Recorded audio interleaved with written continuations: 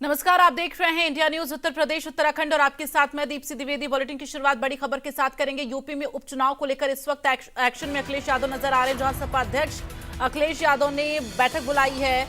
बरेली और कानपुर के नेताओं को इस बैठक में बुलाया गया है। सपा मुख्यालय में अखिलेश यादव बैठक करेंगे। विधानसभा और उपचुनाव की तैयारी को लेकर ये बैठक है, तो ये बड़ी जानकारी आपको दे रहे हैं।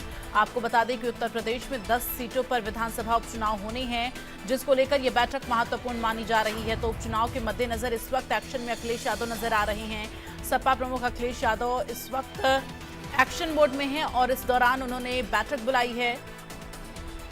तो बैठक में बरेली और कानपुर के नेताओं को खासतौर पर बुलाया गया है। अब देखना ये होगा इस बैठक में क्या कुछ खास होता है।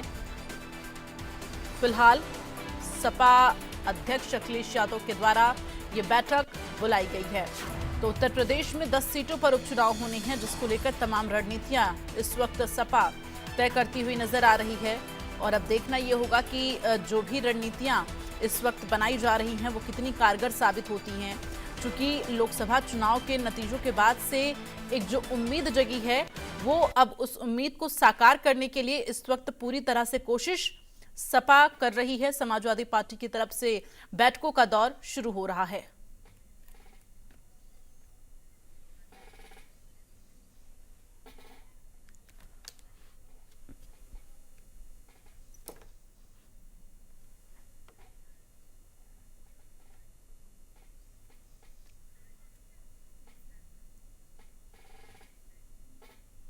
और चलिए अब आपको बताते हैं उत्तर प्रदेश में जिन 10 सीटों पर उपचुनाव होने हैं, ये सीट क्यों और कब कैसे खाली हुई है, ये आपको ग्राफिक्स के जरिए बता रहे हैं। तो यूपी की कौन सी सीट क्यों खाली है? सांसद बनने पर अखिलेश यादव ने करहल की जो सीट है वो छोड़ दी है। सांसद बनने पर अवधेश प्रसाद ने मिल्कीपुर वाली सीट छोड़ी है, जिसके बाद से वहां पर उपचुनाव होने हैं। और सांसद बनने पर ही अनूप वाल्मीकि ने खैर सीट छोड़ी है, जिस पर उपचुनाव होगा। सांसद बनने पर लालजी वर्मा ने भी कटहरी की जो सीट है वो छोड़ी है, जिसके बाद अब यहां पर भी उपचुनाव होना है। सांसद बनने पर जियाउर रहमान बर्क ने कुंदरकी की जो सीट है वो छोड़ी है। इसके साथ ही गाजियाबाद सदर सीट की बात की जाए तो सांसद बनने पर अतुल गर्ग ने ये सीट छोड़ी है।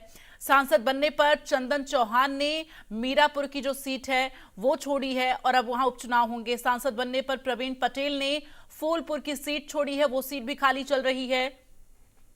इसके साथ ही छोटी मझवा सीट और मझवा सीट पर भी उपचुनाव होने हैं। इस वक्त इरफान सोलंकी को 7 साल की जेल के बाद सीसामऊ सीट इस वक्त खाली है, जहां पर उपचुनाव होंगे। तो ये वो 10 सीटें हैं जिनको हमने आपको ग्राफिक्स के जरिए बताया। और कुछ लोग दबाव में है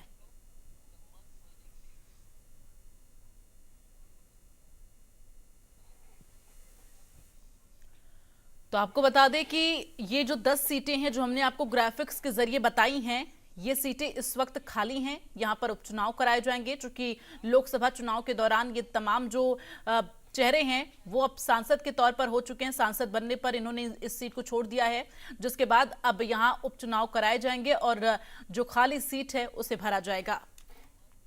तो विधायक से सांसद बनने के बाद ये सीटें अब खाली हो गई हैं। फिलहाल उत्तर प्रदेश में 10 सीटों पर जो उपचुनाव होने हैं ये बेहद महत्वपूर्ण है सभी राजनीतिक पार्टियों के लिए।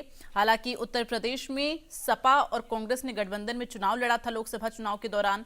अब देखना यह होगा उपचुनाव में क्या कुछ तस्वीरें नजर आती हैं, कितनी एकता और किस तरह से गठबंधन के साथ कितनी सीटों पर दोनों पार्टियां चुनाव लड़ती हैं। चूंकि गठबंधन में अगर उपचुनाव लड़ती हैं दोनों पार्टियां तो कितनी कितनी सीटों पर इनका फॉर्मूला तय होता है।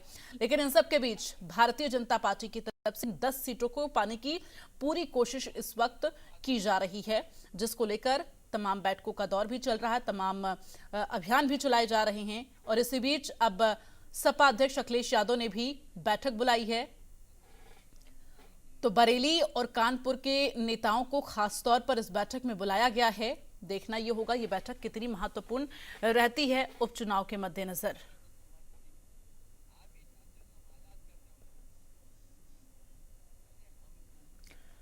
तो इस वक्त उत्तर प्रदेश में 10 सीटों पर जो उपचुनाव होने हैं उसको लेकर सभी राजनीतिक पार्टियां अपनी अपनी रणनीति सेट करने में लगी हुई हैं। अगर भारतीय जनता पार्टी की बात की जाए तो तमाम जिम्मेदारियों को देते हुए, अलग अलग चेहरों को अलग अलग जिम्मेदारियां अलग अलग सीट की देते हुए एक खास रणनीति के तहत उपचुनाव लड़ने की तैयारी है। तो वहीं दूसरी तरफ अब एक्शन में सपा अध्यक्ष नजर आ रहे हैं। अखिलेश यादव ने उपचुनाव को लेकर बैठक बुलाई है।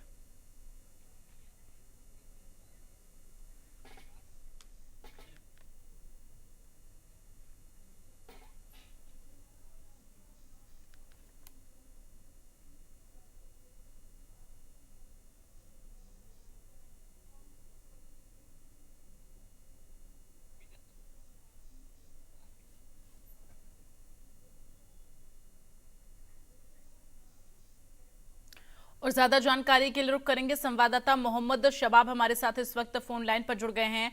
मोहम्मद शबाब, क्या कुछ जानकारी, ये बैठक कितने बजे होगी और कितनी महत्वपूर्ण ये बैठक रहने वाली है? और सिर्फ बरेली और कानपुर के नेताओं को खास तौर पर इस बैठक में इन्वाइट किया गया है, क्या कुछ महत्वपूर्ण जानकारी?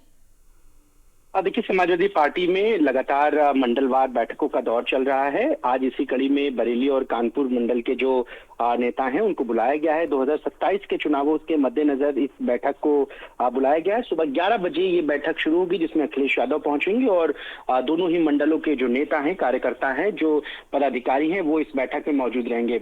चूंकि इस बैठक में कानपुर की सीसामऊ सीट भी है, जिस पर डिस्कशन होगा। इरफान सोलंकी के जेल जाने के बाद वो सीट रिक्त हुई है, उस पर बाई इलेक्शन होना है। तो वहां पर प्रत्याशियों के नामों के ऐलान के अलावा वहां पर किस तरीके के समीकरण हैं, कैसे क्या कुछ वहां पर देख रहे हैं वहां के लोकल नेता, इन तमाम चीजों पर डिस्कशन होगा। क्योंकि समाजवादी पार्टी का एक धड़ा वहां पर सीसामऊ में इरफान सोलंकी के ही परिवार को टिकट देने की बात पर अड़ा है, क्योंकि वो इरफान सोलंकी के पिता की वो पेट सीट रही है। वहां से इरफान सोलंकी और समाजवादी पार्टी जीतती आई है। उससे पहले उनके पिता वहां पर कद्दावर नेता रहे हैं, तो लिहाजा उनकी पारिवारिक सीट ये कही जा सकती है।